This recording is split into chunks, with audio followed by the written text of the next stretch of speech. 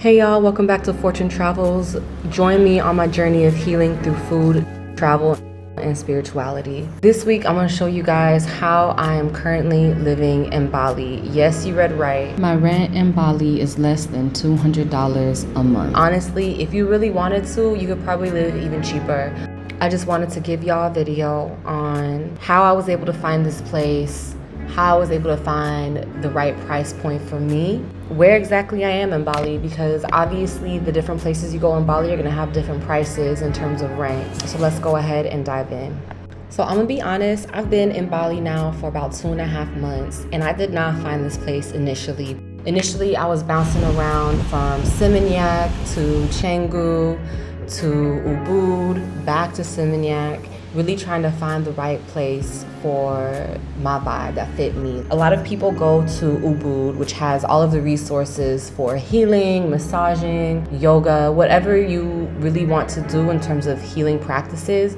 Ubud probably has it. But that being said, it's also super rainy, especially during the rainy season. So for me, this was a big no, because unfortunately, rain really has a heavy effect on my mood, and I really need to be in a place that's dry, has sunshine, and most of all has a beach nearby, especially a beach that's swimmable. You could go all the way down to Uluwatu, but those waves tend to be a lot bigger, and it's not really the most peaceful area to swim in. So that was also a no. So after these 2 months of just kind of bouncing around Bali, I finally was like, okay, I need to be somewhere where I can get into a routine and be somewhere that has a beach, mountains if it's possible, dry weather during the rainy season, which is hard but not impossible if you're on certain sides of the island, and good affordable food in a place where I can eat locally. I actually went to Amed, planning to be there for a week, but even within the first day I arrived, I knew I was gonna be here a lot longer than I had planned to. I think it was really the landscape that I first fell in love with. Even on the first day, I was able to watch the sunset behind the big mountain, Agun, which is the biggest mountain / volcano in Bali. And I was able to watch the birds sing and dance in the sky. And it was just a magical experience for me. And even on the first day, I set out on a mission to find a beach that was swimmable, and I did find one, and I'm so happy about that. It's something that I've been looking for the past 2 months. There are some swimmable beaches down south, but they tend not to be on the clean side. But here I was able to find it, and I'm telling you, here the water is crystal clear. It is more clear than or some of the other places that I've snorkeled or scuba dived at here in Bali.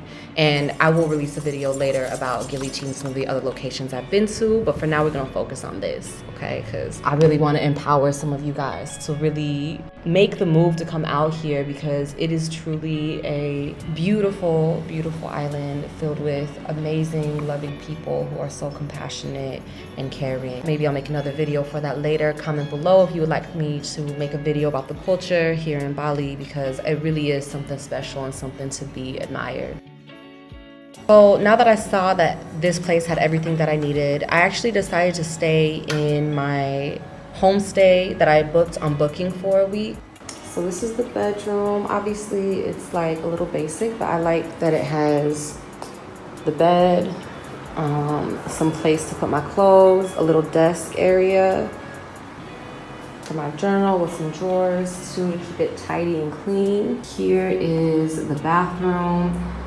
It's very simple, but for me this is good. I've seen simpler and more basic, and this is good to go. This is the shower, and I like that it is separated. I've been to a lot of places here in Bali where the shower isn't separated from the toilet, and it's okay, but really it just makes for a big mess. And then when you come out and you want to change, the floor is all wet and it's a whole thing. So I'm really happy that they have this shower separated from the toilet and everything else. It's really convenient. And of course there's a fan. So about this place, the only thing is there is no AC, but for me, I actually like the heat.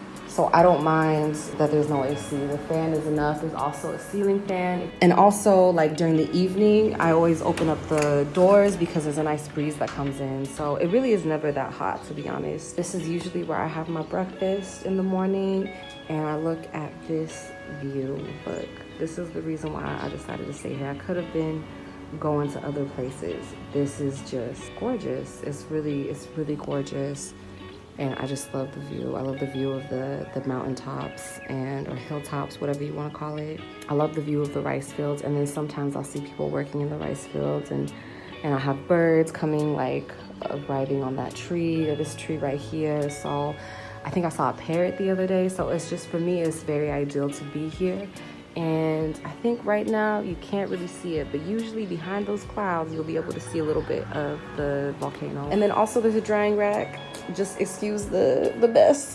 But yeah, this is basically it. This is the place that I'm staying at right now. And like I said, it's basic, but it has everything that I need, breakfast included.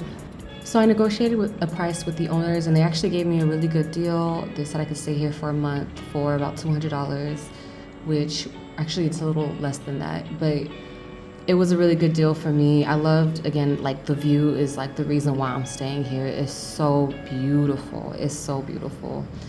And I love the location. I can go swimming whenever I need to. I can go for a motor ride around the coast if I wanted to. Like, it's really ideal living conditions for me. And the food is really cheap and affordable.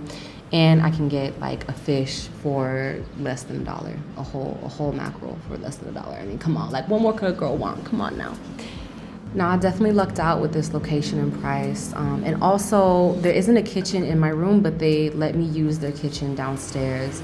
And also, that's just a little pro tip. If you are traveling abroad and you know how to cook, always ask your host if you can use the kitchen. 9 times out of 10, they'll say yes. Unless you're in a hotel, of course, and that's a little different. But usually with the homestays, they will let you use their kitchen as long as you clean up after yourself. But this is a really good way to travel on a budget, because even if you are eating the cheap street food, it's still gonna be a lot cheaper and healthier if you just cook at your own house. That's gonna be it for this video. Comment below if you would like any other information about living in Bali, what it's like to live in Bali, or anything regarding budget traveling. I'll be more than happy to help, and maybe I'll make another video about budget traveling and what my total expenses are here living in Bali. So I will see y'all later. I hope you guys have a wonderful week. Peace.